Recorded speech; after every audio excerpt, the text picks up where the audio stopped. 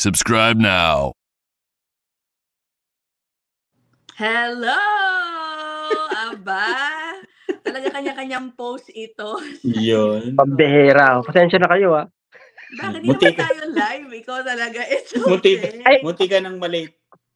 Muntik na, no? Buti na lang hindi live. Pero late ako, mga Dre, no? Kahit hindi live, late ako. I'm sorry, guys.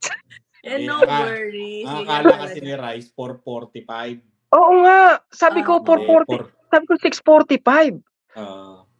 Pero natulog yung cellphone. Tinawagan namin ano na nangyari sa'yo eh. Kaya suggest natin, no? Pasensya ka na, Celine, ha? Iyan. Okay, yun? sige, sorry. natin siya. Ang aming guest, nako, sana all din. Sana all, mapapasana all ka din sa kanyang sitwasyon. Para siyang self-employed, racket dito, racket doon. Ang dami niyang mga sources of income, reason why she's able to enjoy her life here in Canada more. Kasi medyo hawak niya yung oras niya, no? Parang Oo. Kakumpetensya pala to ni Rosana Roses. Correct. Ayan. Yan po ang ating episode 16 on title namin, Racket Pa More. O sige, ipasok na natin siya.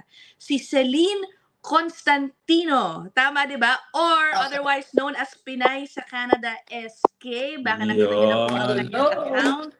Hello. Yun, welcome. Sa Facebook. O, tinan mo naman, bungad pa lang ng Facebook niya, racket na agad. Fly now, pay later.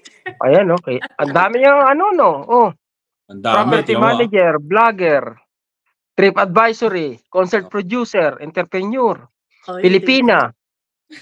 Pilipina, sa Canada. Facebook lang, walang YouTube. Celine? Welcome. Ano sabi mo, Sir Rice? Walang YouTube. Facebook lang. Yun pa lang, na-inspire ako sa inyo kasi kakwentuhan ko tong si kanina, isang araw. Yung mga nag-i-start sa YouTube, sabi nila, why not? Actually, nung 2 years ago, monetize na ako sa YouTube. Tinigilan ko po kasi ang hirap pong ang hirap mag-edit ng mga long form. Opo, ng mga long form videos. Sabi ko, try ko nga tong Facebook. Ay. Okay, sorry. Anak, may kausap. Sorry. Nagulat naman ako. Kala ko walang tao. Alam mo. Wait, sumagatoy. Oy. Sorry, napakawa lang tayo doon. Yun po. Pero ngayon nagbabalik ako. Kaya lang, unfortunately, I have to start from the scratch kasi nawala. Demonetize ka na. Demonetize. No, pero kaya yan. Go. Slowly but surely sa Facebook, sa YouTube, diba? Correct po. So, Howard, alam mo, nito ko lang nalaman yung storya ni Celine dahil nga naghihintay kami kanina, so nakapagtsikahan na kami. Na-late ako, mga Dre, no? Lugi ako sa kanila. Bakit pag-usapan yung kanya mga racket? Nakita nyo doon, nakalista doon sa Facebook niya, di ba?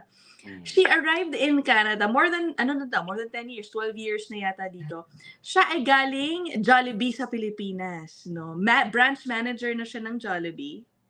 Isa lang po sa mga managers. Isa sa mga managers. And then, so dumating siya sa Canada as crew. Ayan. Sige, kwento mo nga muna, what led you to Canada? Ba't ka nag-Canada din? Kasi noon, ma'am, nag-start ako ng pagiging crew sa Pilipinas. So, working student po ang aking background. I wasn't able to go to school kung hindi ako nag-working student din, pati yung kapatid ko. Kasi yung mother ko ay single mother na naulila kami sa magulang at the age of 7. Oh, wow. So it was a struggle to go to school kasi nga mananahi lang po yung nanay ko during that time. So talagang she has to go to Saudi, sa abroad, para kami mapag-aral. So nung time na yun, ma'am, hirap talaga dahil 3 kaming mag-aaral. So at the age of 17, nag-start akong working student para ako makapagtapos ng pag-aaral. So, after po nun, talagang mahirap ang buhay. Talagang struggle.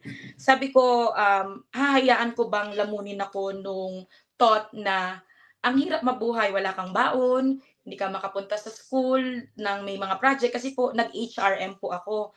So ang HRM is needing a lot of money sa pagluluto, sa mga laboratory, punta sa mga hotels for training. yung mga ganong bagay, ang hirap i-sustain. So sabi ko ay kailangan ko ng mag-working student and makatulong kahit papano dun sa magulang ko na ako ay mapag-aral.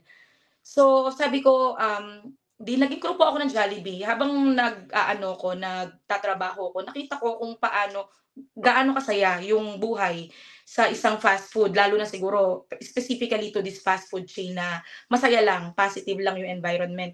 So sabi ko, sabi ko, pagbubuti ako pag ako nakatapos ng pag-aaral, mag-a-apply ako ng pagiging isang manager sa Jollibee. Babalik ako sa Jollibee para maging isang manager. And thankfully po, hindi pa ako graduate, ma'am. Sa inyong tatlo. Hindi pa ako graduate, hinire po ako ng Jollibee. So, na-hire na nila ako prior to graduation. So, nakakatuwa dahil parang nakita nila ang dami kong achievement noon sa sales, yung alam mo yung best in suggestive selling, crew of the month. Nakita nila yung portfolio ko nung ako ay nasa Jollibee for 6 months. Nakita nila.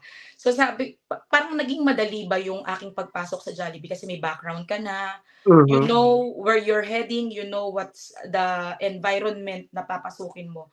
So thankfully po nung time na yon, actually nung in-interview ako, ma'am, wala akong pera. Nagpunta ako doon. Sorry. I'm a little confused. So, nag-work ka na sa Jollibee. Sino yung kinasabi? As crew to manager, you mean? To manager, okay. Sige. So, yun. From crew to manager, nag-level up ng konti. Okay. So, nung ini-interview ako, dalawa kami. Yung kasama ko ay mayaman. Sinamahan niya ako kasi wala akong pera. As in, pati pangkain, wala. Sabi niya, sige, mag-apply tayo. Sabi niya ganun, apply tayo. Let's see our luck nung time na yon. Tapos, nung na-interview na, Diyos ko, hindi ko po inaakala na makakapasa. Kasi may exam po. May exam, may interview, may series of interview bago ka makapasok. So, hindi rin ganun kadali ang pagpasok sa ganitong level ng trabaho. So, yun po ang naging yun po. Nakakaiyak kung babalikan. Kasi nga, biruin mo, pati pangkain, wala. Sinagot lang ako nung friend ko na medyo nakakagaan-gaan sa buhay. Ibig sabihin, ganong kahirap yung buhay sa Pilipinas dati? Dati po. Kasi po, wala nga. Naulila po kami ng maaga. Wala po support system yung nanay ko. Walang support system, kundi siya lang.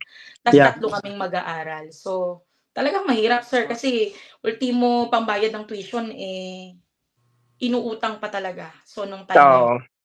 So, talagang umiiyak ako nung time ng graduation ng college. Talagang, pati yung mga professor. Pati, nakakaiyak kasi parang magpa-flashback lahat ng, ng memories, ng pinagdaanan. So, ganon. Nakakaiyak pero andun yung pride, di ba? Yes, nandun po yung proud. Hindi, yung proud sa sarili mo na hindi mo sinukuan yung kailangan. Ganon correct. Kumbaga, hindi ka sumuko sa mga working student. Diyan ako nabibilib talaga. Hindi ko ma-imagine. Actually, ang sakit din man, Mami Ina. Masakit din, Mami Ina, kasi hindi ko naman po itinataas ng bangko. Hindi ako nakakapunta sa mga tawag dito, sa mga group project, ganyan. Kasi biruin mo, magtatrabaho ko gabi. Uwi ako ng 1:00 ng madaling araw. Ang pasok ko 6:30, aalis ako ng bahay 6:30. So wala talagang time. Wala talagang time na mag-review. So actually ang expected nung mga professor ko, papasok ako sa honorary role, sa pagiging cum laude, hindi umabot yung point system. Parang 0.25 lang. Hindi pa na Sabi ko, umiyak din ako noon kasi syempre parang kung hindi ako nag-working student, siguro umabot. Kasi may time akong magsunog ng kilay. Mag-aaral pa. Matagal. Opo. Sabi ko na lang noon, nung umiiyak ako dun sa advisor ko, sabi ko, siguro hindi naman dito magiging way or hindi naman ang medalya ang magiging way mo para magtagumpay sa buhay. Sabi ko gano'n nung time na yon. So, acceptance kasi may kulang Syempre, kulang ka sa financial. Tatanggapin mo yung mga ganung bagay. So, yun po ang naging Pero sabi ko nga, sa buhay kailangan mong tanggapin. May mga defeat tayo na tinatawag at Choose your battles. Yun ang sabi. Correct. Buti hindi ka sumuko, di ba, kahit mahirap. Di ba, alam mo, mahirap, di ba, tapos walang pera. Gumawa ka pa rin ng paraan para makatapos, no? True po. True yun, Sir Sir Mark. Natutuwa ako sa go ahead. natutuwa ako sa pinag-uusapan, no, kasi kanina gumagawa ako ng vlog 'no. Yung alam mo yon, yung akala mo, yan katulad niya nga 'di ba, kumbaga kulang sayang kung may oras ako, sana nandun ako sa top, 'di ba? Pero hindi mo alam kahit 'di ba, kahit nandun ka lang sa second or third, hindi mo alam yung plano sa'yo is 'di ba, mas maganda pa pala, 'di ba? Yeah, oo. God has better plans for you. Oo. I know, ako nabibilib ako lagi sa mga working student kasi obviously bata pa yun, you're still a student, maliban sa isipin mo, it's such a big responsibility to fund your own education. At the same time, parang nasa-sacrifice yung kabataan mo kasi syempre bilang bata, iniisip mo, bakit ito ng paghihirap na dinadanas ko, nakikita mo siguro yung iba mong kaklase, hindi naman sila kailangan magtrabaho. Syempre yung insecurity level mo as a young person, iba, hindi mo pa naiintindihan, 'di ba? Lahat 'yun, no? Nakakabilib. Totoo po 'yun, ma'am. Lahat ng sakit ng kalooban na-experience namin growing up. Kasi syempre growing up na ulila kayo at the age of 7. Ang dami, as in kung yung nga pong sinasabi nung teacher ko nung time na 'yon, sabi niya yung storya mo pang MMK, sabihin na natin pang MMK. Talagang umiiyak po ang teacher at ang principal sa storya ng buhay namin. Kasi talagang nakita nila kung paano kami nagpursige na mabago yung buhay namin makatapos ng pag-aaral. Yan. O, tingnan mo ngayon. Galing, no? Galing, di ba? Diba? Ngayon, nasa Canada na. Never give up. Nakikita ka na lang nila ngayon sa iyong mga social media, ina-update mo na lang sila sa mga meron ka, di ba? Totoo yun, ma'am. Totoo. Oo. So, what brought you to Canada? Nakakapagod po trabaho sa Jollibee.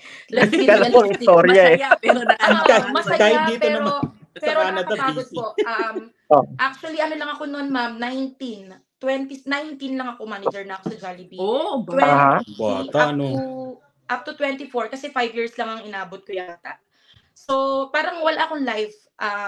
Dalaga ako noon, nung time na yon, pero parang ang uwi ko, papasok ako ng alas 5 ng madaling araw, uwi ako alas 8 ng gabi. Matutulog lang ako ng konti, siguro gigising na naman.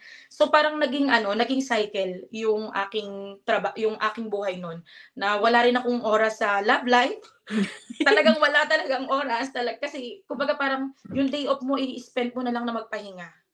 Tapos minsan gagawa ka ng schedule, ng crew, mga ganun, may gagawin kang sales target. So umikot lang yung buhay ko na parang napagod ako.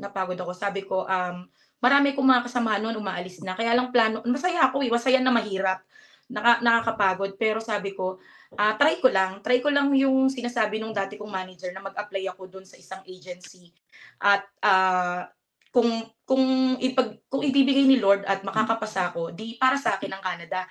If not, okay lang naman akong magstay sa Pilipinas nung time po na yun. Alam mo ba, ma'am, nung nag-apply ako noon, galing akong graveyard shift. Pero pagpunta ko doon, nagulat ako kasi ang matindi rin ang competition nung time na yun kasi ang daming mga managers ng fast food na nandun.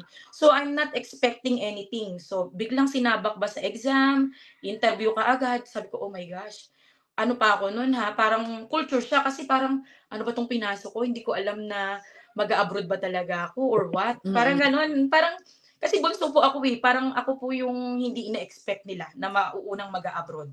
At hindi ko rin ina-expect sa sarili ko na tutuloy ako mag-abroad, knowing na parang nasanay ako na ang magulang ko at yung mga kapatid ko nasa tabi ko lang. Yung nanay ko at saka yung mga kapatid ko. Parang gano'n. Pero sabi ko, siguro may reason si Lord kasi nung dinala ko doon, dire-diretso po. Pumasa ka sa exam, interview initial, tapos may pangalawa pang video interview. Tapos sunod-sunod na hiningi na po lahat ng credentials ko na parang na hindi ko pa nasasabi sa kung kanino man. Kahit sa nanay ko nung time na yun, wala pa akong sinabi po na may plano akong mag-abroad. Na parang nalaman na lang nila, medical na ako. Tapos nung nag-medical na, diretso na po siya, parang 3 months lang, alis na. Wow. 3 months, anong year yun, Celine? 2012 yun, sir. 2012. 2013 ako. Parang ganun din dati, kasi dati. no? Mabilis dati. Kasi ako nung nag-apply ako dati, September, parang ganun.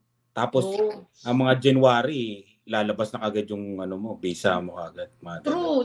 Mabilis. Ilang taon ka lang no nakaalis ka, Celine?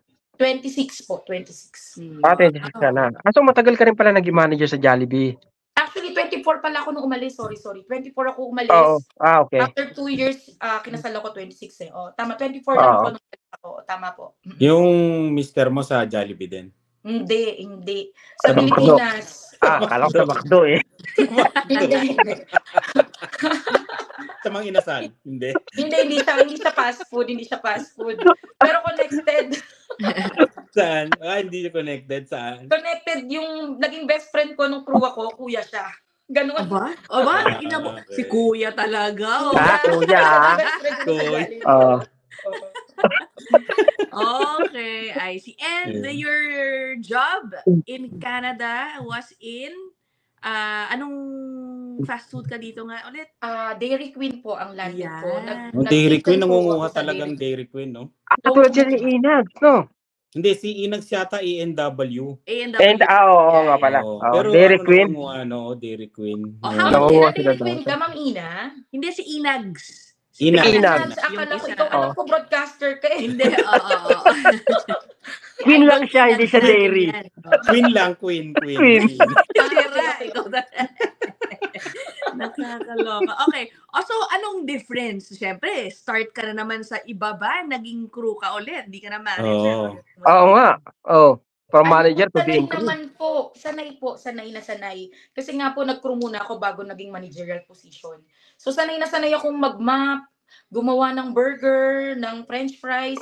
Sanay. Kumbaga parang, hindi, nung pagdating dito actually, parang hindi po ako na-culture shock sa trabaho mismo. Na-culture shock ako sa weather lang at saka sa sa pag-i-English. Kasi laging English di ba? So yun lang po ang aking ang culture shock sa weather tsaka pero yung sa trabaho, crew work, kayang-kaya po. Kasi doon naman ako nanggaling. Parehas lang yung hirap sa Dairy Queen dito pagtatrabaho sa Canada o sa Jollibee. No, hindi po. Mas busy talaga sa Pilipinas compared dito. Kasi Jollibee siya eh. Anong branch ka ba sa Jollibee? Saan banda ba yun? Santa Maria, Bulacan ako, sir. Santa Maria, Bulacan. Santa Maria, Bulacan. Tapos nung dumating ka sa Canada, saan ka unang bumagsak?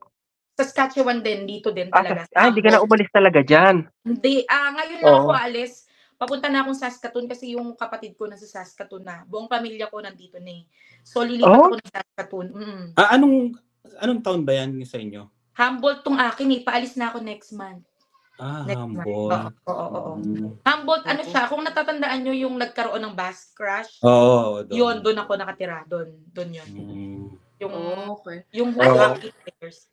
Ano yung biggest difference? Sabi mo hindi kasing busy. I-share mo naman yung parang na-notice mo na nakakaiba sa pagtatrabaho sa fast food sa Pilipinas, sa fast food sa Canada. Stress level, quality of life. Ano yung naging struggle? Ano man, kahit anong makukompare. Ang naging struggle, ma'am, kasi dumating ka rito, you don't know anybody. You don't know anybody technically. So, unang-una, nahirapan ako makisama kasi may mga nauna na, di ba? May mga nauna, tapos kukunti ang Pilipino. Pangalawa, hindi mo alam kung saan ka kikilos ng maayos. Parang nangangapa ka palagi. Sa trabaho naman, ang difference, relax dito sa Canada. Relax na parang may oras lang siya between lunch and supper lang ang busy schedule. Otherwise, kapag ka hindi busy, linis lang kayo ng linis. Unlike sa Jollibee or sa Pilipinas, continuously ang tao, ang flow ng tao. So, wala kang pahinga talaga doon. Siguro break mo lang ang pahinga mo. Even sa pagmamanager or sa crew level ang pahinga mo lang doon yung 30 minutes na break mo, yun lang. Yun lang ang nagiging ang nagiging pahinga mo. Dito talaga may relax time kasi wala namang tao ng between 1 to 3, di ba? Kasi tapos na lunch. Tapos magbibisi yan ulit ng between 5 to 7.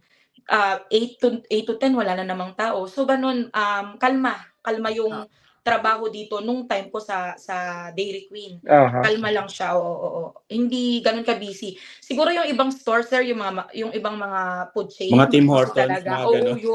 Yun Tim continuous Hortons talaga kung yun. kape. Tsaka Oo, McDonald's. Yun sa kape. talaga ang Tim Oo, Hortons, yun. busy. Oo. Talagang Kasi wala po dikdikan kaming doon. drive-thru no, nung time na yun. Wala kaming Walang Oo. drive-thru. So, kalma lang talaga siya. At saka yung napuntahan nyo kasi small town. Kaya Correct. konti pa ang tao. Correct ka dyan. Opo, yun po ang yun yung isang bagay din na difference. Napansin mo ba dito yung pati manager dito, ginagawa din yung trabaho ng crew? Yun po. Pati minsan nga yung may-ari mismo nagtatrabaho eh. Nagko-crew work, di ba? Natuwa lang ako sa idea na napaka hands-on ng mga puti at ng mga manager dito. So, ibig sabihin, wala ang posisyon. Hindi yan nagmamatter dito sa Canada, yung posisyon. Regardless kung crew ka or supervisor, manager, owner, talagang nagko-crew work pag kailangan. So, yun naman talaga yung nakakatuwa. Nakikita mo na you are working as a team. Hindi ka lang doon kasi pwede kang mag-utos eh. O, ganito sa Pilipinas. nga. Sa Pilipinas, Yun. di ba? Pag manager ka talaga. Dito kasi True, pag true po. manager, lahat gagawin mo rin dito. Lahat gagawin mo rin dito. Kaya hindi naman din kumbaga dehado ang pagiging crew dito kasi magkakapantay. Magkano yung starting mo dati? $11 mahigit. 11.80. Oo. Dati yon sa Dati, oo. 11.80. Ibig sabihin, 11.80, imagine 11.80, anong year yan? 2012. 2012. Okay, nung dumating ako dito is 2018. Ang minimum nun is, I think, 12.50. Mabagal ang increase ng Saskatchewan. Ang Saskatchewan. Mabagal. Ngayon parang nasa 12.50 lang kami or something like that or 14. Ngayon yata nasa 14 na ba ngayon, sir? Resource person ko. Magkano siya? May resource person ako nakaikan. Sabili si Ina. Alam na ni Ina. Ako na naman to eh. Teka muna. Si Ina nasa harap ng computer. Natutulog yung resource person ko, mami. Magkano daw starting? Sa crew, di ba? Magkano sa inyo? 14? 14 na yata ngayon. Magkano na rito sa Quebec? 15 na yata rito eh. Magpi-15 yata tayo sa Saskatchewan sa October. Yun, nabalitaan ko mag-i-increase nga daw po. Ayan, tama ka dyan. Yun, sana nga, no? Yung resource person natin, natutulog din eh. Celine, paano ba to? Yung kumusta yung yung journey mo sa paglalakad ng pag-PR? Gaano katagal inabot mula nung dumating ka? Ay, marami pong mai-inspire. Alam mo kung bakit, Sir Mark? Sir Rice? Kasi ako lang ang gumawa ng PR ko at ng papel ko. Ako lang. Wala akong hinire na immigration consultant, wala. Binasa ko ang CIC. Kasi sabi ko, kung mag-hire ako ng immigration consultant, another money. I'm only earning $11.80. I am the breadwinner nung time na yon. Hindi naman pinaka-bread, dalawa kami ng kapatid ko. So, nanay ko kami nagsusuporta sa Pilipinas. So, kailangan mo magpadala. Magbabayad ka ng renta, pagkain mo pa, pag-aayos mo ng papel. So, sabi ko, hindi sapat yung 800 na kinikita ko bi-weekly. Minsan 700 lang, minsan 800. Bahay ang pa. renta nun, 500. So, sabi ko, kailangan kong aralin. Alam mo, pinag-aralan ko talaga siya. Ako lang yung nagpasa ng papel ko. Ako lang yung gumawa. Sobrang pasasalamat din kay Lord sa talent na binigay na parang yung bang dahil laki ka sa hirap, kaya mo yung mga pagsubok na kasi yung ibang kasabayan ko nag-hire sila ng consultant. Sabi ko sa sarili ko, pag ako nag-hire ng consultant, magbabayad ako, mababawasan na naman ang aking ipapadala, magbabawasan na naman may plano rin akong umuwi ng Pilipinas, paano ako makakaipon, di ba? So inaral ko siya. Kami noon, 3 kami magkakasunod. Sabi ko dun sa mga kasama ko, na lang tayo, do it yourself ng process ng papel. Pag may kailangan tayo sa employer, kausapin natin, hingin natin. Tapos, alam mo, inabot lang ako ng from the time ng pinasa, parang less than 8 months, PR na. Wow. Ang bilis, no? Oo, ganun kabilis. Tsaka aggressive po ako when it comes to, may nakalimutan kang pirma. Pag nakuha ko na yun at nakalimutan na kong pirma, the next day po ipapasa ko na siya.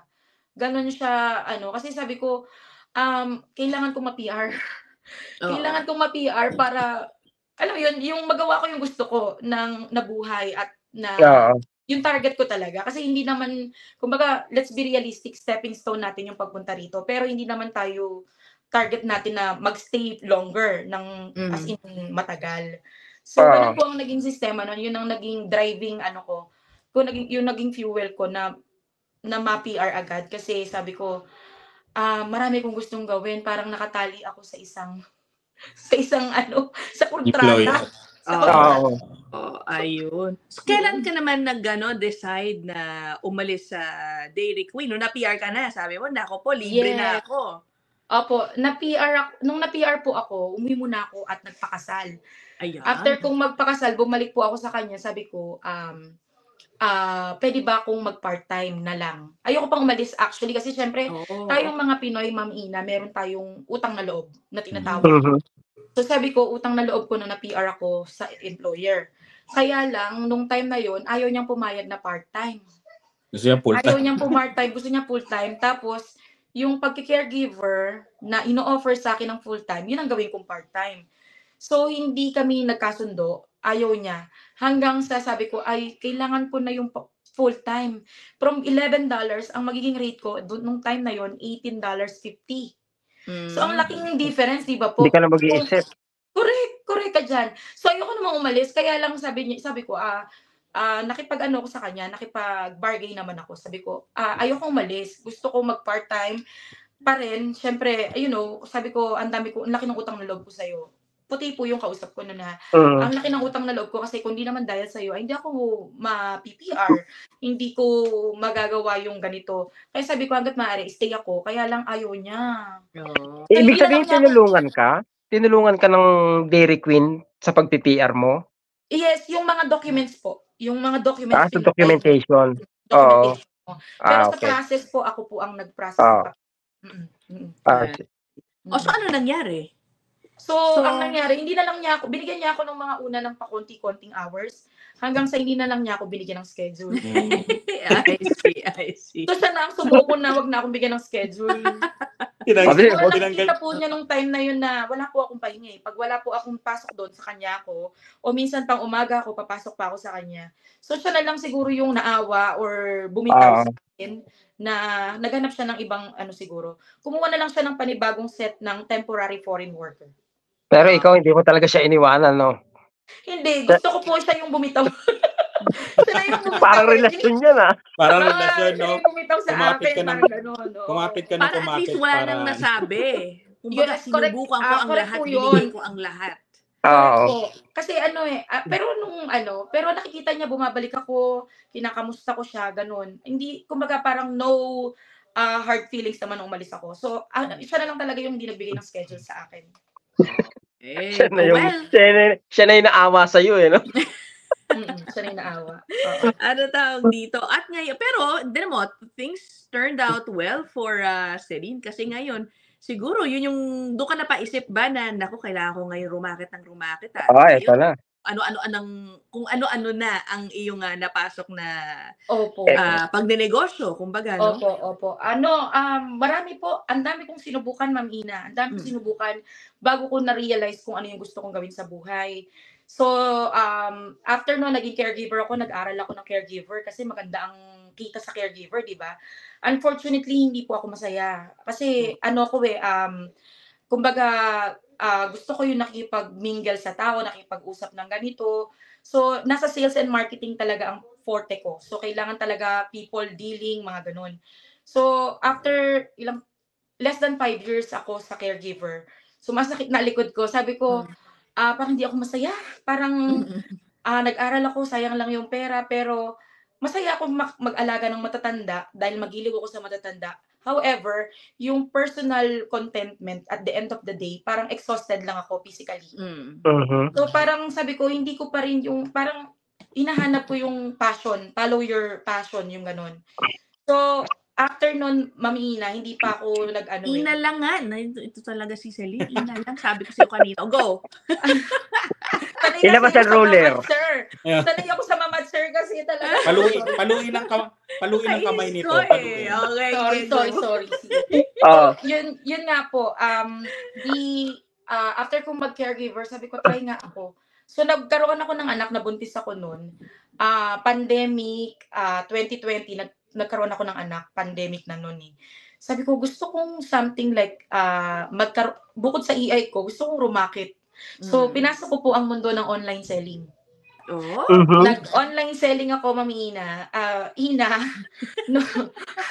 Nung time na yon, ang lakas ng online selling noon. Pandemic po yun ha. Ano binibenta mo? Ay, magugulat po kayo. Nagbenta po ako ng hotdog. Hotdog, frozen hotdog, at anything na frozen na... Sa Facebook, pinapakita Sa mo yung Facebook? hotdog? No, dito lang. All over Humboldt and area lang. Oh, wow. Alam mo yung Biba? Alam mo yung Biba kasi Regina ka eh. Yung Biba na hotdog. Oo. Na brand. Meron niyang kung ano, may tocino yan, may kung ano, basta lahat ng brand ng frozen product nila. And Binenta then, mo. binenta ko yun. Ang ginawa ko, ako yung nag-supply. Nakipag-coordinate ako dun sa distributor sa Saskatchewan. Tapos umanap ako ng mga reseller ng all over Saskatoon and area dito. Alam mo, ang galing, nagulat ako. Sabi ko parang, oh my gosh, ang dami kong reseller. So sa bawat yun, ay kumikita lang ako ng 50 cents nung time na yun. 50 cents per pack lang ang kinikita ko. Hanggang sa nagulat yung asawa ko, ang laki ng kinikita. Dahil parang 2 months na salary ko dati nung nagtatrabaho ko ng crew. Sabi ko gano'n, sabi ko. Pero nakakapagod kasi mi-meet up mo yung mga magdi-deliver ka sa bahay-bahay. Oo, magdi-deliver kami sa bahay-bahay. Kasi o-order yung tao. Kasi mas mura kapag sa akin in-order kaysa sa tindahan. Dahil may taxes na doon at may markup pa sila, di ba? Sa akin, sabi ko, bumawi ako sa volume. Maliit yung tubo ko, pero incheck pala? Oo. Incheck. Tapos, after nun, edi humina po. Sabi ko, humina, I need to think of another racket naman. Nagbenta naman ako ng mangga. Alam niyo yung box ngayon na mangga? Yung gano'n. Pale-paleta yun. Pale-paleta. Oo, yung pale-paleta. Meron akong supplier, tiga Calgary. Dinideliver niya sa Regina, dyan. Tapos pipick upin ko pa sa Regina. Meron akong video noon na talagang magugulat ka, punong-puno yung van namin, yung likod. Yung likod ng van, punong-puno ng mangga yun. Tapos i-deliver ko, nakipag-tie up ako sa mga tindahan sa Saskatoon, sa Humboldt. Nagdi-deliver din ako dito sa Humboldt ng isa-isa lang. So, bawat isa, kikita ka doon ng $4 to $5 eh. Biruin mo kung makapagbenta ka ng 70 case or 70 boxes. $45 nagtubo mo sa isang ganun lang, sa 6 na peraso mangga? 4 to 5. No, $4 to $5 per 4 So, to 5. pagpalagay mo ng isang daang magbebenta na rin sana akong mangga. Depende, pag nakakuha ka ng magandang supplier, pwedeng-pwede. Oo. $4 to $5 ang isang gano'n. Oo, depende sa'yo. Ilan na bebenta mo nun? Let's say, kada go mo. Kada go ko, nasa 120, Ma'am Ina. 120 boxes. So, kunwari, say for example, 600 to 700 kita mo. Malaking bagay na yun eh. Malaking bagay na yun. Nung pandemic, malaking bagay sa akin yun. So sabi ko, sagot na nito yung utilities ko. Plus, yung mga anak ko na igagala pa namin sa Regina, nakakapag-banding kami. So, hindi naman, seasonal kasi ang mangga, tuwing summer lang, ganitong ano po. So sabi ko, nag-online selling naman ako ng live selling. Sabi ko. Grabe. Mga damit naman. Damit naman, oo. Damit, pagkain na galing sa Pilipinas, nagpapa-DHL ako dito ng maramihan. So, pasabay yung tawag doon, pasabay. Yung pala yung nakikita ko sa Facebook na mga pasabay. Yes, pasabay. Ang difference naman nung isa na yon, napupuyat po ako, na-stress ako, sobrang, kasi nung time na yun, uso yung brain aneurysm, so sobrang overthinking ka na. Ang nangyayari, napapagod ka, puyat. Maraming namamatay na online seller. Totoo ba yan? Totoo yun, ma. Totoo yun. Nakatakot ako kasi siyempre maliliit pa yung anak ko eh. Kasi umaabot na ako sa punto na parang sumasakit na yung ulo ko, nag-overthink, di ako nakakatulog kasi ang dami kong stressful talaga siya. Stressful siya, pero rewarding kasi kung gusto mo talaga pala yung ginagawa mo, kumbaga it radiates dun sa aura mo or ano. Natutuwa ako na kung nakikilala all over Canada kasi yung iba papaship mo sa British Columbia, sa Toronto, kung saan sa Alberta. Basta nagustuhan ka ng tao at bumili sa'yo, ganun pala siya. Ganun pala ang mundo ng social media. Kanya-kanya. Sa sobrang dami ng online seller, may kanya-kanya tayong bet na gustong bilihan. Ganun pala. Tsaka malaki tubo pagka Oo, nag-online. basta masipag. Meron, at ito po, ang matutuwa kayo. Nung time po na yon, December 2021, December Pasko mismo, Boxing Day, December 26, 2021, pandemic pa yan. Umagang-umaga, umalis kami ng asawa ko, magdi-deliver kami sa Saskatoon, sa isang tindahan sa Saskatoon. Kumita ko isang run lang, isang punta doon, ng $7,000. Wow! Isang ano lang yun, ma'am, Miss Ina, isang puntahan lang yun. Isang run lang yun sa Saskatoon, umagang-umaga yun. Tapos, of course, gano'ng karaming taong kadil mo nun? Hindi ang kadil ko nun, Facebook lang tindahan, yun. may tindahan ako nun, nakadil. At may mga, may tiga Regina ako na reseller. Tapos, meron akong tiga North Battleford na reseller nung time na yun. Ang galing din ng networking mo, no? Celine, kasi parang bigla kang may reseller dito, may store ka dito, may kakilala ka doon. Yes, ano po, network. You have to build your name and the people's trust and confidence na makipagnegosyo sa'yo or makipag-tie up sa'yo.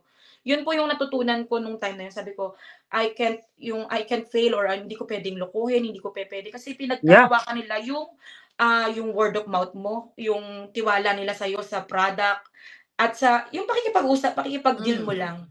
Nagtitiwala ang tao. So hanggang ngayon po, yun yung nadala ko. Actually, nung time na yun sa online selling, Miss Ina, Sir Rice, nung 2,000 lang ang followers ko nun.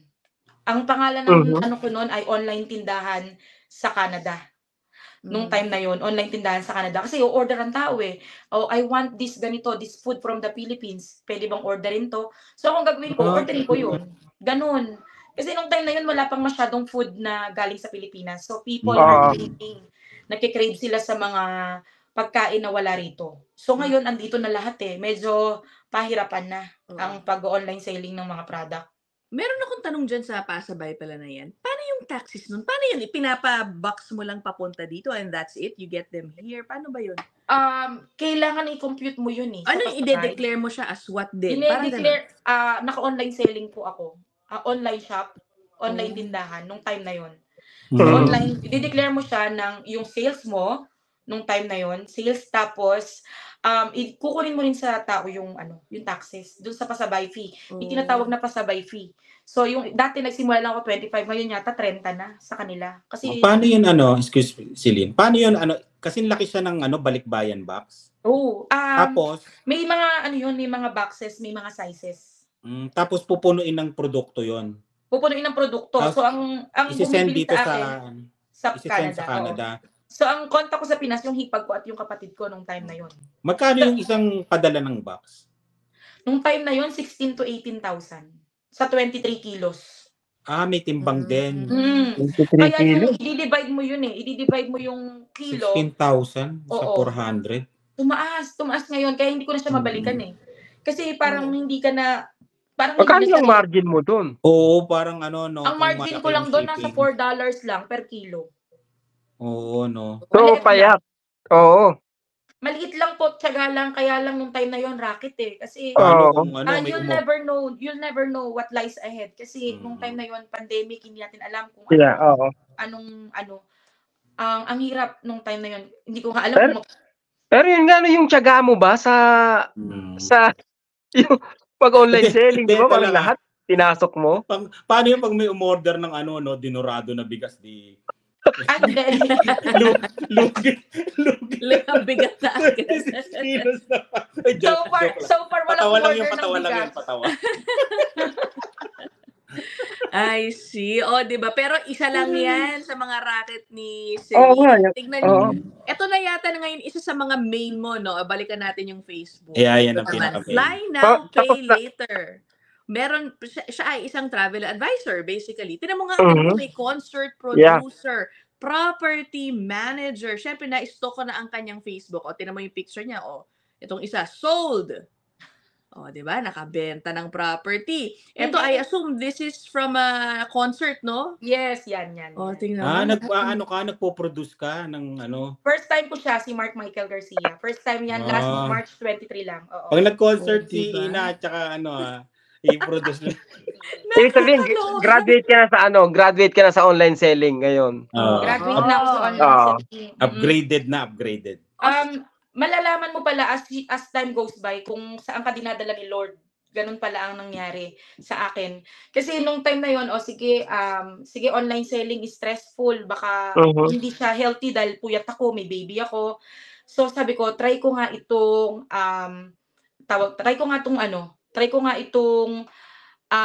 bumili ko ng bahay noon. Bago pala yung travel advisor na yan, Miss Ina. Nag-ano muna ako, nag-real estate muna ako. Wow, bongga. Okay. Mayaman. May pondo ka na pang-invest, no? Pambili, gano'n? Ano po kami, hindi po ako maluho na tao. Hindi po ako mahilig sa bags, sa branded. Wala talaga kami noon. Kahit yung asawa ko walang bisyo. Ibig sabihin, meron siyang ipon. Yan ang maganda. Sa mga racket. Sa bagay, sa dami ng racket mo eh.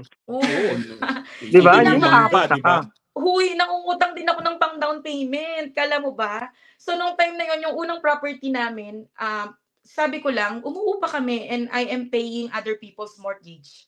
Sabi ko yung time na yun. Sabi ko, natuwa ako kasi yung mga kapitbahay, yung mga taong nandito, nakakabili sila ng bahay. So, na-curious lang ako how to buy a property. May tinanungan lang akong isa. Tapos sabi niya, 5% down payment lang for your first property, ganyan-ganyan. So, na-compute ako. Tumingin ako sa online. Sabi ko, ito. Hindi to maganda masyado na bahay, simple lang. Kaya natin to. Sabi ko, meron akong ganitong pera, kulang tayo. Sabi ko dun sa asawa ko. So, kailangan nating mag-overtime sa trabaho. Nung time na yun, caregiver po ako. So, nag-overtime talaga ako. Nagtatrabaho po ako ng 14 to 16 hours nung time na yun. Para malaki yung kitain ko. Pati rin siya. Sabi ko, kasi may goal kami. Gusto namin magkaroon ng sarili naming bahay. Para as time goes by, may equity ka na makukuha. Kung aalis ka na ng Canada, may maibebenta kang property nung time na yun. Sabi ko, di ganun po yung mindset ko nung time na yun. Tapos sabi niya, sige, kulang pa tayo 2,000, sabi ng asawa ko. Nako, para dyan. 2,000 na lang. Nangutang po ako sa friend ko ng 2,000 para makabili ng bahay. Pakilala mo sa akin si friend. Hindi, tapos? So, nangutang ako. So, na-unlock namin yun. Kaya lang, syempre, medyo nag-iisip ka ano ba yung kukunin kong bahay? Siyempre, kinuha ko nung bahay na yon, luma siya na outdated, but there is a basement suite downstairs. Paparenta mo. So, pinarenta ko yung baba. Ganito po ang nangyari. Ayaw nung asawa ko kasi sabi niya, ang pangit niyan, ganyan, marami nga ayusin. Sabi ko, no. Sabi ko ganun sa kanya, no, makinig ka ako. Pangit to, pero pagagandahin natin as time goes by. Pero ang mahalaga, maparentahan natin yung baba at kumita ng konti, pambayad natin ng mortgage. Sabi ko gano'n sa kanya.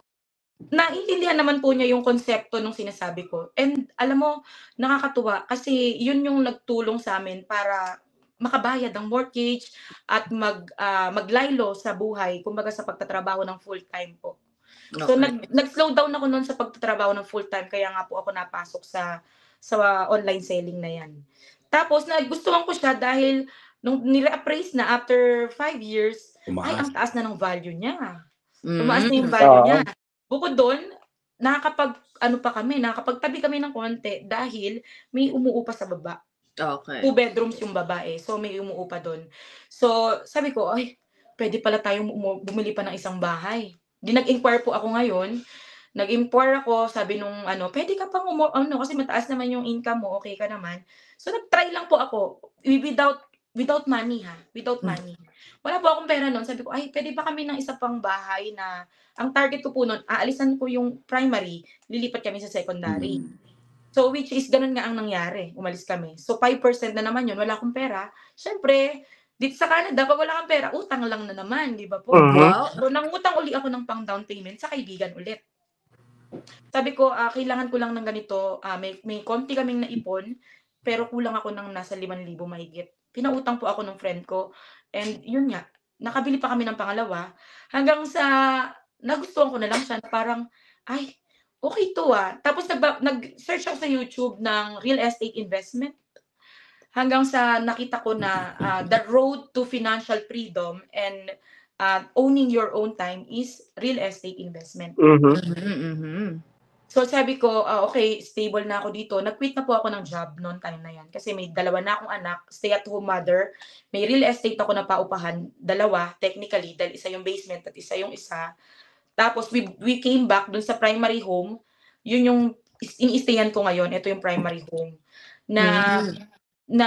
Natuwa ako kasi parang maganda pala talaga. Tapos napapanood ko dun sa mga vlogs na real estate is the best way to acquire wealth all over the world. So sabi ko, okay, ay maganda. Actually, pinlano ko pong mag-real estate real estate person, yung sales person. Kaya lang, nag-enroll po ako, hindi ko po natuloy. Kasi, ang daming phase Phase 1, Phase 2, Phase 3, Phase 4. You're gonna study the law of Saskatchewan. Ang kapal ng book. Eto, nasa harapan ko. Ang kapal niya. Sabi ko, parang time consuming. So, hindi ko yan hindi ko pinursu. Pero nagbayad ako. Sayang nga yung pera. Pero sabi ko, mag-investor side na lang ako, hindi pa ako mag-aaral. Kasi nakakapagod din naman po dahil nakadalawang course na ako, di ba? Sabi ko, ano na lang, chill na lang muna tayo. So ngayon, nakita ko po yung Fly Now Pay Later. Dahil naging kliyente lang ako. Ang nag-start doon. Paano ba yan? Oo, paano ba yung Fly Now Pay Later na? Move on na tayo sa next topic. Iba na to Iba na to. Maraming racket iba na to. Pero siya pa rin yung pinag-uusapan natin, ha? Okay. Paano ka napasok dyan at ano ba yan? Next chapter. May travel agency kami dyan. Yung kapatid ko ang ang travel agent dyan. Siya yung pinaka-may-ari. Siya yung nag-aral. Ngayon, itong Fly Now Pay Later ay tie-up company. Yung Uplip. Uplip po ang nagpapautang ng pera para sa mga tao pag maglo-loan sila. Say for example, gusto kong ng Pilipinas, gusto kong maghulugan lang ng ticket. So, ang requirement lang is 600 na credit score para pahiramin ka ng Uplip. Oo. Uplip ang ang nagpapautang ng pamasahe sa tao. Okay. So, yun ang requirement. Paano ang kita mo dun? Sa ticketing side ako. Hindi ako kumikita kay Uplip sa financing, hindi ako kumikita diyan. Sa financing tayo, sa ticketing tayo, oo. So, ang nagpapaano sa amin yung mismong ticketing agency ang nagpapasahod sa amin. Okay. Okay naman. Added racket na okay naman kasi Miss Ina, kasi people are they're checking the reviews and recommendations ng mga tao. So, from the very beginning, since I started, I'm not lifting my chair up or I'm not boasting. Maganda ang aking record, ang review ng mga tao sa service na ibibigay ko. Na-realize ko na sa mundo ng social media, kailangan word of mouth advertisement ang magpapakilala sa'yo. Pinakamagandang advertisement. Yes. Kapag kami pangit kang naging servisyo, ikakalat yan. Anywhere naman kayo sa Jollibee, di ba? Kahit saan naman. Basta kailangan mong ingatan yung reputasyon mo bilang isang negosyante, bilang isang tao, kung ano ka man yung ginagawa mo ngayon. Kailangan mong ingatan kung ano yung ginagawa mo. Kasi yun yung magdadala sa'yo kung ano yung target na role na gusto mong puntahan. So, ngayon meron ako 140 reviews. Hindi lahat yun hindi sa 140, marami pang hindi nag-review. Pero sa word of mouth lang ako naging kilala at dumami yung followers ko. Doon lang. Siyempre nakita na rin siguro ng mga kliyente mo sa pagiging online seller. Lahat, no? Doon na rin meron ka ng base, kumbaga. Opo. Totoo yun. Hanggang sa it flows na. Kinuha na akong tie-up ng concert producer kasi daw malakas ako sa tao, kumbaga may network na, kumbaga. So sinama ako diyan sa concert producer. Sabi ko, okay, fine, let's try. Wala namang masama, tinry ko lang. Pero nag-enjoy po ako diyan. Yung mga producer. Paano namang labanan diyan? Paano yung labanan diyan? Ang labanan dyan is, kunwari, ikaw ipoproduce ko sa Rice. Ikaw Rice. Okay. Sige. Ano talent ko? Kunwari, ikaw yung magaling na singer, ipoproduce kita. Meron kang, talent mo ganito. So, ngayon kami yung magbebenta ng ticket. Lahat ng expenses mo, benta ng ticket. Kaming bahala. So, depende yan sa sipag ng mga producer, magbenta ng ticket at kumuha ng sponsor para kumita. Masaya siya kasi kukuha ka ng sponsorship Say for example, si Miss Ina, gusto niya mag-sponsor kasi bet niya tong artist na kukunin. Hindi, ganito na lang. Magagawa na nga event. si Yun. Celine para sa Spot Pinoy Team, 'di ba? Pwede. Ganyan. Oo, gagawa ako ng Kakanta si Rice hindi, tsaka si parang Ina. ano yan, parang events management din. Parang ako yung, Oo. gagawa ko kayo ng Spot Pinoy sa Saskatoon. Yan. Gusto ko ngayon ng mga sponsors na mag-sponsor sa inyo, like lights, lahat ng area, lights and sounds, food, monetary, sponsorship, mga ganun siya kapalaka. Malaking pera yung pinag-uusapan. Malaking, kaya lang, marami kayong producer. Okay, so parang hati-hati kayo. Hati-hati kayo. Hati-hati. So, kunwari, gusto mo i-produce sino bang gusto mong artista? Tayong apat yung magiging producer. Mga ganun. Divided by 6 yun, yung expenses. Yung expenses, so... Divided by 4, I mean, oo. Okay, medyo risky rin. Risky, kasi pag hindi nakabenta ng ticket, pag wala bumili ng ticket. Hindi malakas sa masa yung nakuha mong artist, wala kang kita, lugi. Patay, Oo. Kaya kailangan pa lang, parang ano yan ang paghahanda dyan, buwan, no? Para maibenta talaga yung ticket. Kasi dito may ganito rin dyan dito sa Regina. Kumbaga ang concert nila sa September pa. Ngayon pa lang, pinupok na nila. Correct. Pinupok na dito nila. Dito rin sa Toronto, ang daming mga artistang dumadating dito. Napakadami dyan, Miss Ina. Sobrang dami. Meron na production na halos every month yata meron. Correct. Ay, nako. Parang pwede pala ako doon, Mark, pay later. Right now. Oo. Di ba kumbaga tricky nga kasi dapat yung artist na makuha mo is sikat. Pero pag mas sikat, mas mahal. Yun. Di ba? Oo. Mahirap. Kaya sinubukan ko lang naman and alam mo, minsan kailangan mo ding tignan at subukan. Sabagay, So uulitin mo pa? You like it na palagay mo? Uulitin ko, hindi siguro ngayong year, ma'am. Miss Ina, sa susunod. Why? Ako siguro. Why? Well, masaya siya. Fulfilling. Okay. Kasi na-sold out namin yung ticket nung nakaraan. Actually, ayan siya, ayan. Diba? Ayan. Sold out. Ayan, naka-post pa. Sold out, so happy lahat ng producer. Happy naman kaming lahat, tapos nakabanding. Unang-una, nakabanding ko pa yung artist ako nag-tour sa kanya sa mga sponsor. So, masaya dahil nakikilala mo, idol mo, nakakabanding. May fulfillment sa ending kapag nakita mong punong-puno yung venue. Meet and greet with Ina Andolong para masaya lahat, no?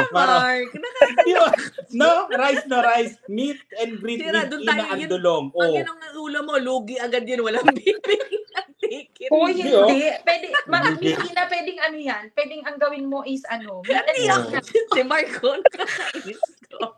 Pwede yan, meet and greet. O kaya naman meet and greet, Ako pa sa aming tatlo, ako nga pinakawalang followers dito. Yung dalawa ang anuhin mo. Marami lang kami followers, mas kilala ka sa amin. Marami man akong followers, mas naman kayo sa YouTube. Mas visible kayo sa YouTube. Yan, dalawang yan, sinusundan yan, no? Diba? Ngayon, ano nang racket? Pinagkakaabalahan mo ngayon? I think combined, kasi hindi na siya employed anywhere else. Self-employed. Opo. May oras siya sa sarili. Yun ang maganda dyan, no? Ayun alam mo, mainam din pala yung yung nagbabasa-basa ka at nanonood ka ng mga vlogs. May pinalaw akong isang real estate investor. Sabi niya, you cannot put all your eggs in one basket. Sabi niya ganun. If something didn't go as planned, meron kang backup. Sabi niya ganun. Marami so kang sa ngayon, ang main negosyo ko po ay real estate. Pangalawa lang po itong fly now pay later. I see. Ganun po, ganun. Ganun siya Meron din akong cleaning business. Wow, talaga. Oo. Ang dami mong oras. Parang lamang ka sa ano ba yung relos mo? No, sir. Hanggang 30 hours. May hawak akong tao, may nagtatrabaho for me. I see. Okay. Sa bagay. So ibig sabihin, ikaw yung may-ari ng cleaning, ikaw yung franchise, pero may kinukuha kang mga tao para mag-clean. Meron din sa Regina. Kailangan mo ba ng certification to own such a business na cleaning? Kailangan mo ba mag-attend ng weekend? Wala naman? Wala. You can mag-register ka lang. Yes, Oo. mag-register lang po kayo. Okay yan, Miss Ina. Try mo yan dyan. Tapos hanap ka lang ng tao na Talaga kung naghahanap din ako ng Oo. mga Yung magagawa tao sa na bahay. marunong, na alam yung Yes. gagawin. You Kasi need yung to mga find cleaning reliable. agent, yung ganun. Correct. Kailangan nyo pong hanapin yung reliable. Kasi pangalan mo yung, at the end of the day, pangalan mo yung nakataya. Oo. So, yung kinukuha nung mga kumpanya na maglinis dito, ganyan. Oo. So, kailangan ang makuha mo yung maayos din magtrabaho. Where Kasi- did you get your clients for the cleaning business? How did you... Nag-racket ako muna ng, naging subcontractor muna ako. So, meron akong cleaning company na pinagtrabahuhan na Canadian-based dito. Tapos, ang nangyari, naging staff niya kaming mag-asawa. Nagki-clean kami po. Hanggang all of a sudden, may nakita ko sa online. Nag-hire daw ng ganito, ganyan. Sabi niya, gusto mo bang maging franchisee? Gusto mo bang bumili nung cleaning company namin? Babayaran mo yon, pero ikaw na yung contract. Ikaw na yung contact. May contractor na sila. Babayaran mo yung pangalan nila. So, binabayaran ko yung franchising yearly yon, may franchising fee. I see. Oo. Ano yung Tapos, kasama na rin yung mga products? Ganon? Oo, kasama na doon may product. Depende sa inyong arrangement. Pwedeng bumili ka sa kanila, pwedeng ikaw mismo yung mag-supply sa cleaning. Pwede yun. Kasi yung kay Celine kasi mga Andre, no? Kumbaga, hindi siya takot sumubok no? Oo, lahat. yun Kailangan ang Ang lakas tapang ng mo. loob. Oo. Ang Kailangan tapang ko mo. malakas ang loob. Kailangan hindi ka takot na matalo. Hindi ka takot na mawalan. Yung mga ganon. Kasi ang na-realize ko, pagka lagi tayong may hold back tayo lagi sa Playing safe, Oo. Hindi natin magagawa yung mga bagay-bagay. Kasi lagi ka may takot, may doubt ka sa sarili mo, yung tinatawag na ganon, hindi mo magagawa. Kasi ang lagi kong sinasabi, what are the skills na meron yung mga taong successful all over the world? Anong meron sila? Malakas loob, unang-una. Malakas loob. Hindi sila takot sumubok sa mga ganitong bagay. Kahit na hindi mo forte, try natin. We'll see if it will work or hindi. Okay lang namang madapa or... Saka pinakamahalaga doon, hindi ka takot na mag-fail. Yun po. Hindi ka Bangon takot lang mag-fail. ulit, laging bangon lang lagi. Maraming beses na rin po ako nag-fail.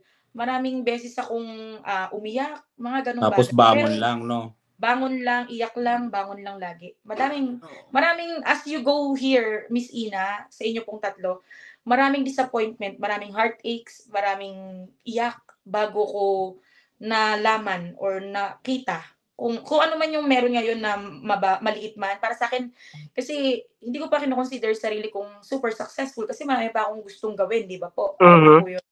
Kaya lang people are looking up to you na parang, ang galing mo, paano mo ito ginagawa, ganun mga ganyan. Siguro it's a matter of, perseverance, ang naging ko. Yung, galing ka sa mahirap you don't wanna go back to the life you had before and transfer the poverty to my kids. Sabi ko, minsan napapaisip ako, parang pag yung buhay namin dati ay napunta sa anak ko, parang hindi ko kakayanin. Ganun po ang mindset ko ngayon, na parang, dati hindi mo alam sa katatakbo, wala kayong ulam, wala kang pambaon, papasok ko sa school, piso lang ang meron ka. Yung mga ganung bagay. Ganun, Oo. Kailangan mo palang hanapin kung ano yung motivation mo. Yun ang motivation ko. Ayokong bumalik sa kahirapan, lalo na yung nagpatapang sa'yo. Yun po. Kasi namatay po yung tatay ko, wala kaming pera. Hindi namin napagamot. Na parang natotrauma ako every time na may ma-hospital. Wala kaming ilalabas. Yeah. Yun po. Talagang sabi ko, hindi po pwede na wala kang perang ilalabas pag may na-hospital. Kasi mamamatay ka sa Pilipinas pag wala kang pera at wala kang pambayad. Yun ang reality, masakit sa kalooban. Pero hindi mo talaga masasabi. Ang buhay pala talagang hawak mo rin naman, nasa kamay mo rin kung anong gagawin mo. Tsaka sabi mo nga yung parang hindi mo naman right there and then alam agad kung ano yung gusto mong mangyari sa buhay mo, di ba? Parang malalaman mo lang as you go along ba. Kaya swerte po nung mga taong yung as in alam, gusto kong maging yung alam agad nila. Di ba? Napakaswerte niyo po. Hindi naman gusto mo agad Titingnan mo muna kung saan ka dadali ng kapalaran. Yun ang pinakamaganda siguro sa lahat, no? Parang doon mo malalaman Tsaka pusta ko, syempre, tiwala sa Diyos yan. Tiwala, di ba? Yeah. Totoo po yan. Parang things fall into place eh, 'di ba? All Totoo the po, time. totoo po. Oo. Akala mo nga sabi ko, akala mo pangit yung nangyayari sa'yo, pero hindi mo alam, isa pala yun sa dapat mong pagdaanan bago gumanda yung sitwasyon mo, Oo, di ba? Parang bago mo walang makuha. shortcut eh. Kailangan mong pagdaanan yun bago mo makuha yung gusto mo. True Di ba? ka, James. True po, Amen. tama. Amen Yung yan. Diba? successful yan, di ba? Eh, syempre mga nagkaroon din ng mga failure yan bago naging successful. Oo, umabot din ako sa talaga. sir, maisingit ko lang. Umabot ako dun sa pagiging real estate investor, sa pagiging landlord, na gusto ko ng mag-file ng ano po tawag doon? Bankruptcy ba yon tawag dyan? Or consumer proposal? Umabot Bakit? ako. Kasi may napaupa ako na ibang lahi. Hindi sila nagbayad ng renta, hindi rin sila nagbayad ng damage deposit. Wala akong trabaho nung time na yon kasi risky ako sa pagbubuntis. Risky. So, wala akong income. Wala kang income, kundi asawa ko lang, babayad kami ng mortgage, 2. Mga sasakyan pa. Ang daming gastos. Umabot ako sa ganun. Umiiyak talaga ako, sabi ko, anong gagawin ko? I-give up ko na ba? Paano? Hindi ko Ano alam. nangyari? Ano nangyari doon sa tenant mo? Oo. Hindi, nilayasan lang nila. Iniwanan nila ng baboy na baboy yung bahay. Ilang buwan hindi nagbayad? 1 month lang, pero hindi siya nagbayad ng damage deposit eh. Yun ang mabigat. Oo, ganun kabait nung una na parang pumayag ako. Sige, sabi kasi short daw sa budget, pero babayaran din daw yung damage deposit. So, kasi first time ko yon nung time na yon na pagiging landlord, okay lang ako. So, sabi ko, okay, sige. Hanggang sa hindi na nagbayad, na delay, running 2 months na sila, hindi rin nila binayaran yung kuryente, tubig, at mga ganyan. Wala. Ikaw lahat yun, no? Ako lahat yon. As in talagang, akala ko makukunan ako nun kasi yung stress level nun iba. Oo. Ang matindi, nasira pa yung property mo. May mga sira pa. Binaboy nila talaga. Minsan sinasadya pa nila yun eh, yung iba, di ba? Totoo po. Kaya mahirap din po ang kumbaga yung pagla-landlord yung real estate. Oo, mahirap. Kasi kaya minsan mas maganda kunin mo yung kapwa Pilipino na para madaling kausap. So, malilinis tayo sa bahay, ano? Yun ang number 1. Malinis tayo sa bahay. Pilipino talaga. True. Yun talaga. Well, anyway, tinan mo, it's been an hour already. Yes. Daming na-share, no? Marami pa. May part 2 to. Teka, wala ba siyang nakalimutan? Baka may nakalimutan racket pa yan, ha? Baka may naitatago pa, hindi lang nabanggit. Wala na, yan Pwedeng lang. i-part 2 si Celine. Pwedeng i-part 2. Marami pa. Huwag matatakot sumubok, mga Dre, no? Ako nag-resign lang ako sa trabaho eh. Marunong pa yung ibang tao sa buhay ko eh. May hugot ka, ha? May hugot, ha? Hindi, kasi nga, di ba? Kumbaga kung matatakot ka nga, kasi nga sabi ko nga, kumbaga, kung hindi ako nag-resign, first 1950 ako, no? Humihingi ako ng increase, hindi ako binigyan. So, nag-resign ako. Nakapasok ako sa iba.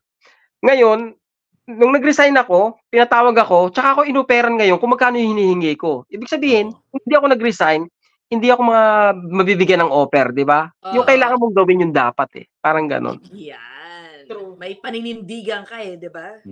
Sa value. Nakakuha ka naman ngayon. Sa mga basher. Mo. Di ba? O ngayon, may bago ng trabaho si Rice na okay na. Di ba? Yes. Di ba? Ayan. Congrats. Oy, Celine, galing mo ang tapang mo Congrats, Celina. Congrats, Celina. Sana. Susunod na i-produce mo kami. In love you. Doon ka na malulugi pag pinroduce mo ang Spot Pinoy. Hindi. Tayo ang magsira sa good news. Alam mo, Miss Ina, kilala mo si Jonats Miguel? Kilala niyo si Jonats, di ba? Si Jonats Miguel. I think his content is on international students. Ano ba? Yes. Siya may-ari ng Pinoy Canada na forum. Okay. Kumbaga, kaibigan ko rin yan si Jonats. Meron siyang ginagawa na boodle fight every summer. So, pwedeng ibahin na nyo yung concept na siguro get together na lang. Pwede ako dyan, support ako dyan. Basta gawa kayo ng gawa kayo ng ganap. Baka kami lang makasira sa iyong magandang pangalan. Magandang reputasyon. Doon ka na madala mag-produce. Hindi ako, very supportive po ako. Katulad ngayon, ang daming concert. Sobrang dami ng concert dito, lahat siya. Hindi ako humihindi, nagsusuporta ako sa kanila. Pati sa endorsement, sa marketing, sinusuportahan ko sila. So, syempre, isa pang bagay yon na natutunan ko sa mundo ng social media. You have to support other people. Yeah, exactly.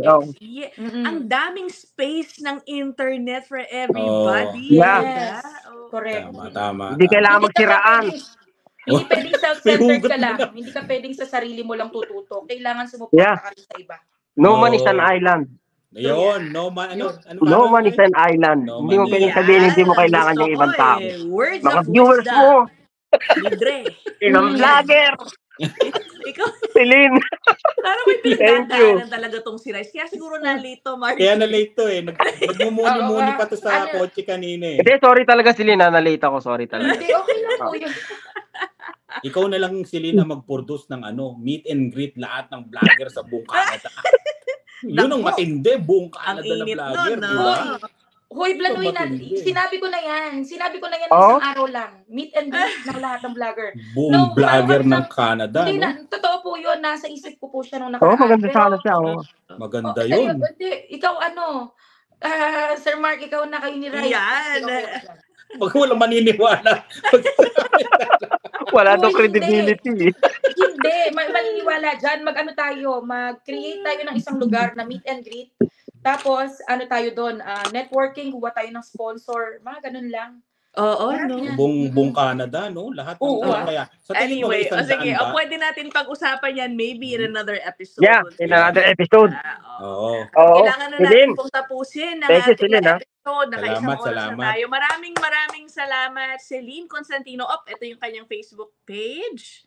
Ayan, Pinay Canada SK. Yung mga nagtatanong, line of pay later, mga Dre. Oo nga, mabibigyan kayo ni Celine ng ibang information kung gusto niyo makauwi ng Pilipinas ng hindi muna kayo magbabayad o installment, basically. Para magamit niyo yung pamasahe niyo panggastos muna. Diba? Correct. Okay, so that's it for this episode. Maraming salamat. That's episode, 16. Wow! Thanks, guys. Dami na. Thank you po. Thank you. Maraming salamat. Bye!